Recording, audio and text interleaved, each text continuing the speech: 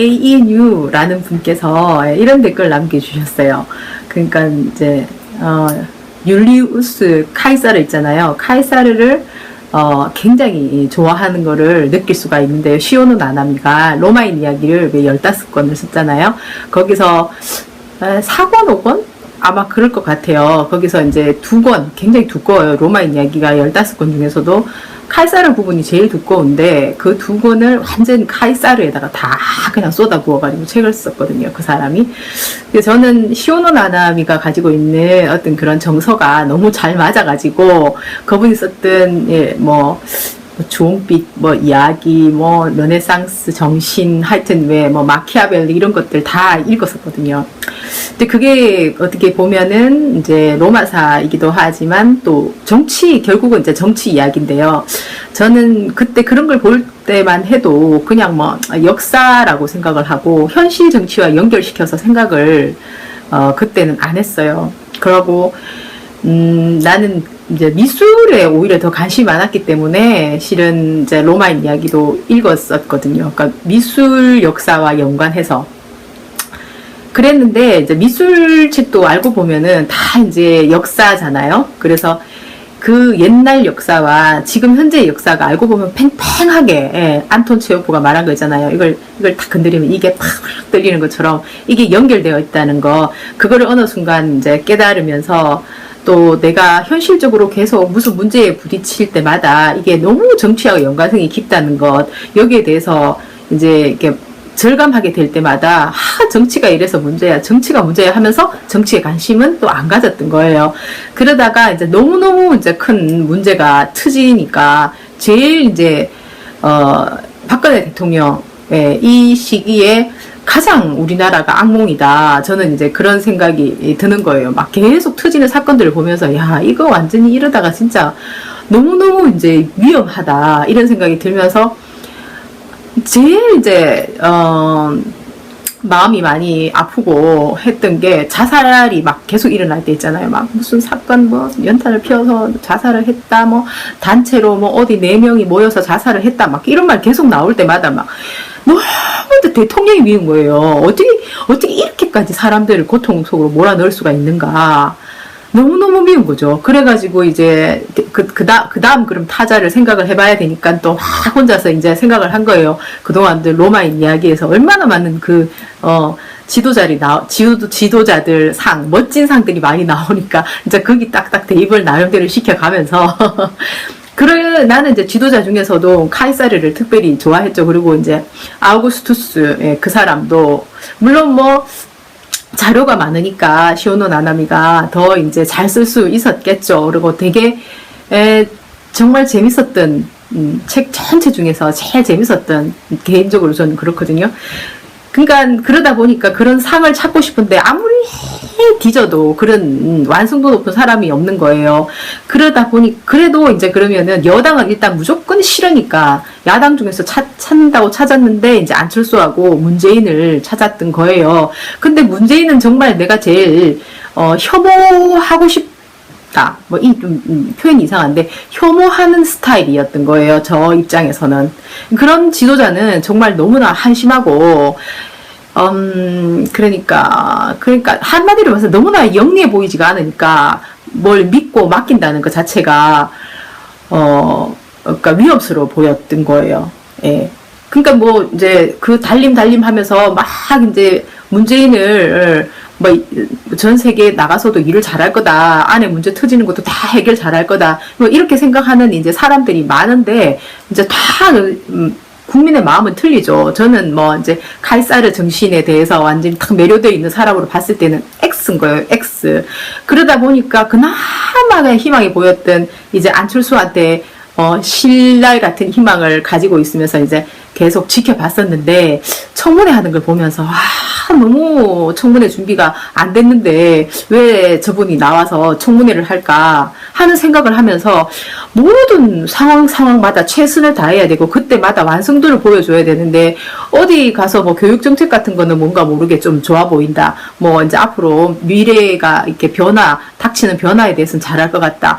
부채 뭐 부채가 아니고 저기 방산비리 사람이 정직하나 잘할 것 같다 이런 이제 잘할 것 같은 부분이 있고 또 뭐 청문회 같은 건 좀 잘 못하잖아요. 또 토론도 좀 잘 못하잖아요. 막 이런 식으로 또 사람이 좀 뭔가 모르게 빈 구석이 이래 있는 거예요. 그러다 보니까 완벽하진 않지만은 마음으로 좀 절망을 한 거는 우리나라 지도자는 언제쯤 한번 진짜 모든 면에서 완성도 높은 사람이 나와가지고 뭔가 반석을 한번 놓아줄 수 있을까. 그러니까 마음속에 열망만 가득하고 그냥 자살 사건 일어날 때마다 마음에 불안만 가득한 채 그렇게 시간이 흘러오던 어느 날 이제 나도 이재명을 이렇게 만난 거예요.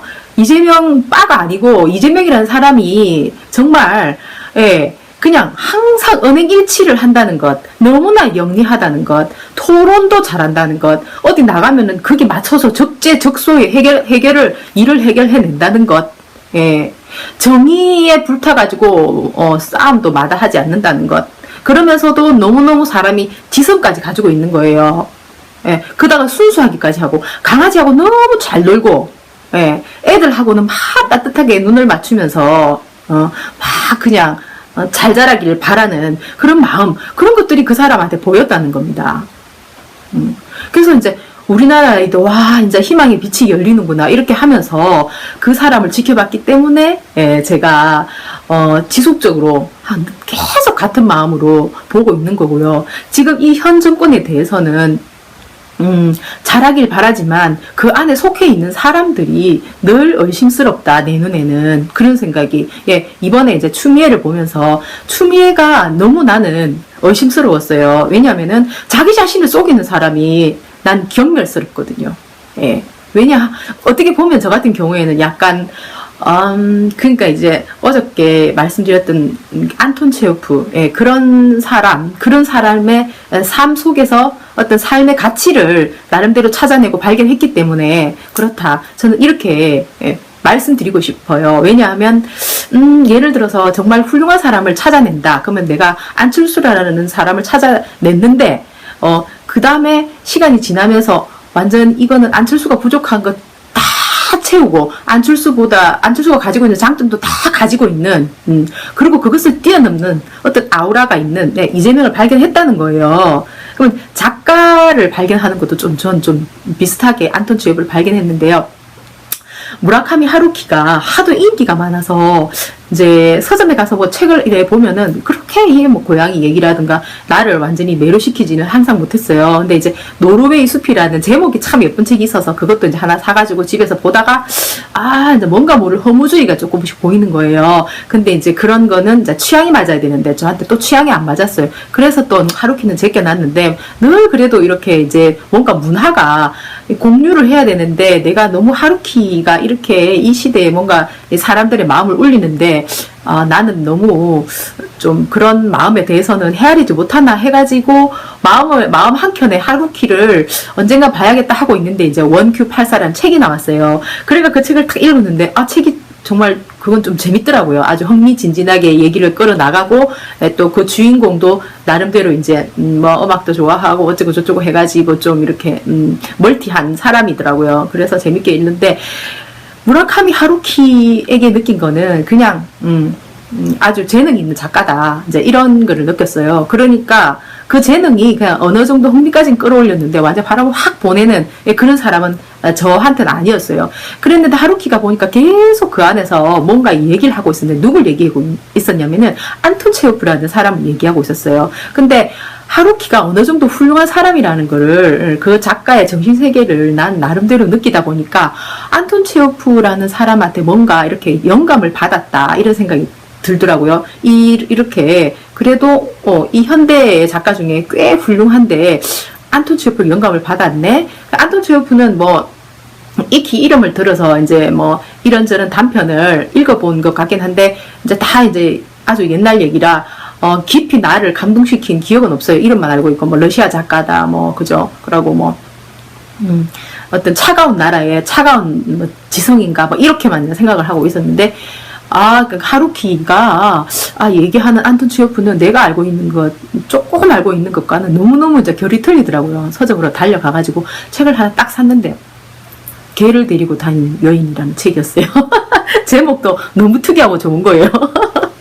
그래가지고 노란 책 표지에다가 딱 넘겼는데 필이 그냥 확 오는 겁니다. 이 사람이었구나 하는 거 있잖아요.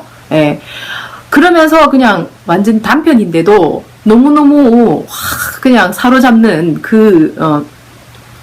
힘이 좋았어요. 그 사람에게서. 그래가지고 이제 안톤 체호프라 하면은 이름만 있으면 무조건 다 사다 보니까 책이 막 겹치는 거예요. 단편이 여기도 있고 저기도 있고 막 그렇잖아요.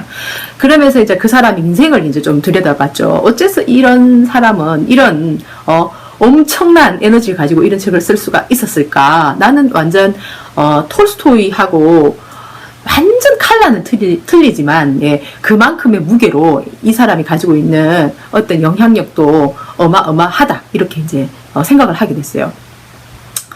아니나 다를까 그 사람은 정말 이제 훌륭한 사람이었던 거죠. 그 사람 자체가 삶이 그때 1800년도의 후반에 러시아는 계층 문제가 너무 심각해가지고 완전 막 이게 귀족하고 그다음에 뭐 귀족한테 가서 일하는 사람들 이런 계층이 너무너무 이제 문제가 심각한 그런 나라였죠. 그러고 이제 안톤 체호프도 아주 농노 그쪽 계통에서 태어난 아주 그냥 불행했던 어둡죠. 그 사람들은 막 남 밑에서 자기가 가지고 있는 에너지는 어마어마한데 그 에너지를 쓸 수가 없는 거죠. 너무 불편한 거죠. 어쨌든 그런 시간을 거치면서 그래도 이 영리한 이 사람이 이제 열심히 어떻게 공부를 해가지고 이제 의사가 돼요. 24살에 의사가 되는데 이제 의사가 뭐 당장에 그렇게 이제 자기가 생각하는 큰 수입이 안 돼서 자기 재능을 썼죠.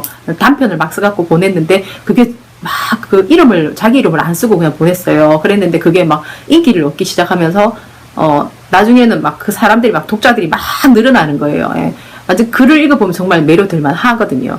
그러니까 이제 한 4년 후쯤 돼가지고 완전 이제 스타가 됐어요. 그래가지고 이제 의사 생활을 하면서 이 사람이 작가 생활도 하게 되고 자기 이름을 내놓고 이제 작가 생활을 하게 되죠. 근데 궁극적으로 이 사람은 그런 어려운 시간을 거치고 왔지만은 예를 들어서 그렇게 되면은 세상에 복수를 한다든지 아니면은 내가 너무너무 힘들게 살았으니까 돈을 왕창 긁어 모아가지고 이 돈으로 내가 남들을 남들한테 니도 한번 당해봐라 이러면서 이제 그 피해의식이 그런 식으로 발동될 수도 있잖아요. 그런 사람도 많잖아요. 성공했을 때 그죠? 성공 못한 사람을 깔보면서 예를 들면 뭐 나향욱이라든지 이런 사람 있잖아요. 뭐 좀 높은 계급 우리나라에 좀 공무원 좋은 자리 얻었다고 해가지고 국민을 대지로 본다 이런 터무니없는 이런 완전 짐승 같은 얘기를 하는 이런 류의 사람도 있잖아요. 근데 안톤 체호프는 역시 그 사람은 그래서 그 사람이 톨스토이만큼 한다 저는 생각을 한 거예요. 이제 의사 생활을 하면서 낮에는 그러니까 낮이 아니고 오전에는 이제 의사 생활을 하고 남들을 돌보고 저녁에는 글을 쓰고 이런 생활을 해요.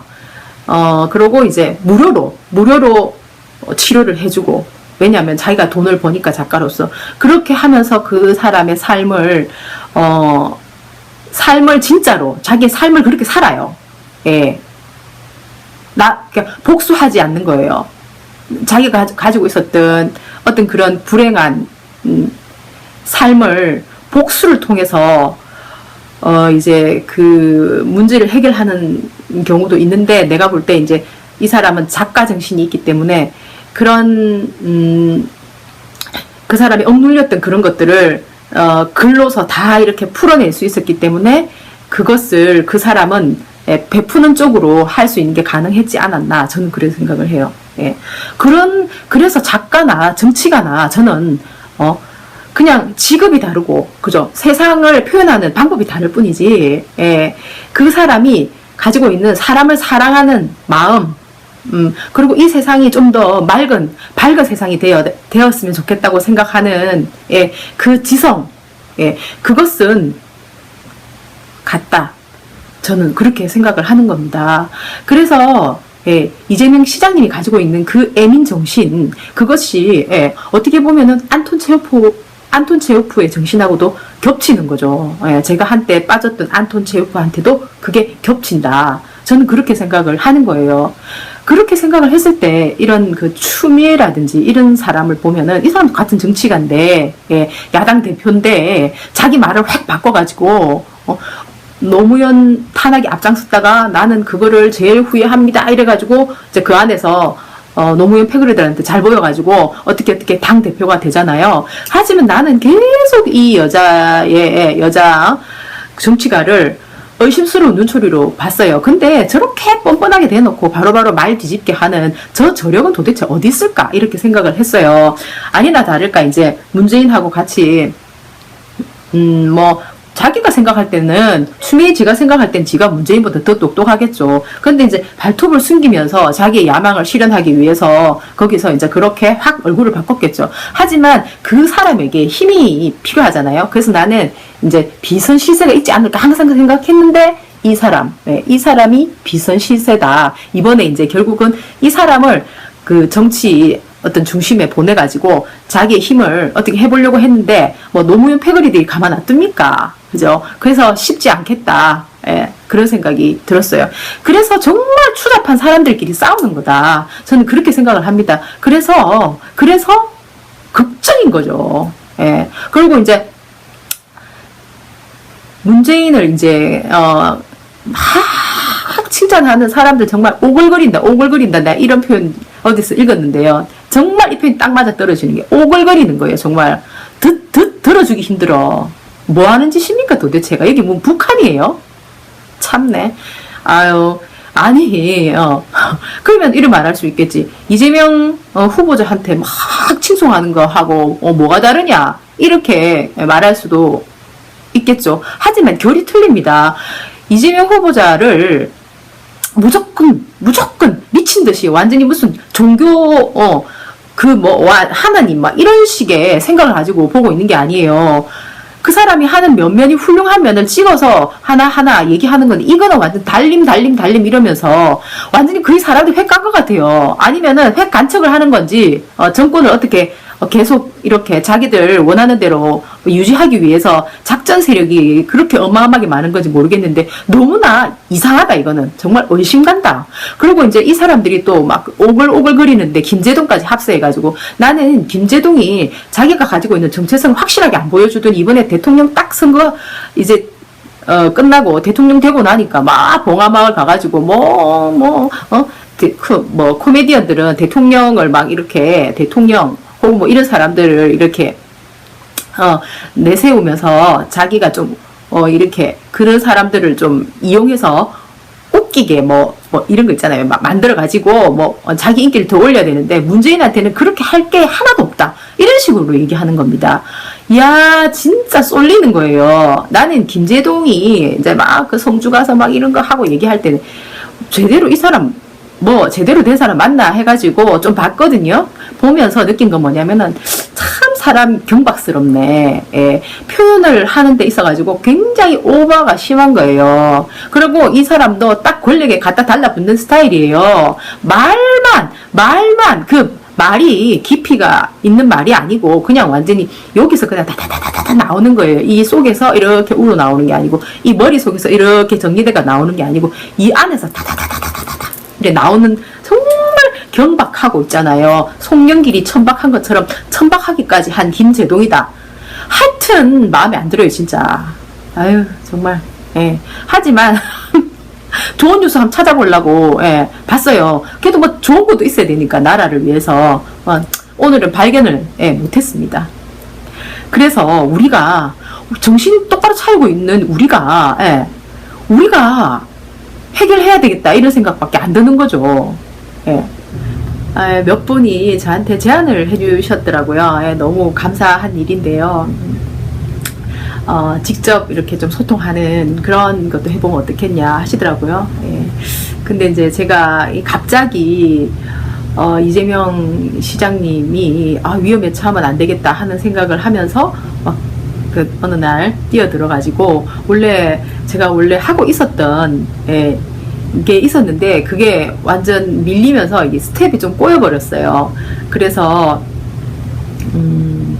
그것 때문에 실은 이제 다시 원위치가 좀 돼야 되겠다 하는 생각이 들어요. 그러고 꽤 긴 시간 동안 이걸 해오다 보니까 짧은 시간 그때그때 제 의견을 말씀을 드리고 또 이제 제가 드리는 의견에 대해서 어떤 말씀을 하시는지 또 제가 이제 읽어보면서 또 참고를 하고 하는 그런 시간까지는 지금처럼 계속 해왔기 때문에 쉽게 할 수가 있을 것 같아요. 근데 이제 직접 커뮤니케이션 그런 거는 스트리밍 같은 거 보니까 시간이 꽤 이제 길게 사용하게 되더라고요. 그러면은 이렇게 하루 온종일 여기다 시간을 쓰게 되면은 이 완전히 이제 제가 하려고 하는 이 계획이 지금 차질이 빚게 되는 그런 상황이 된다.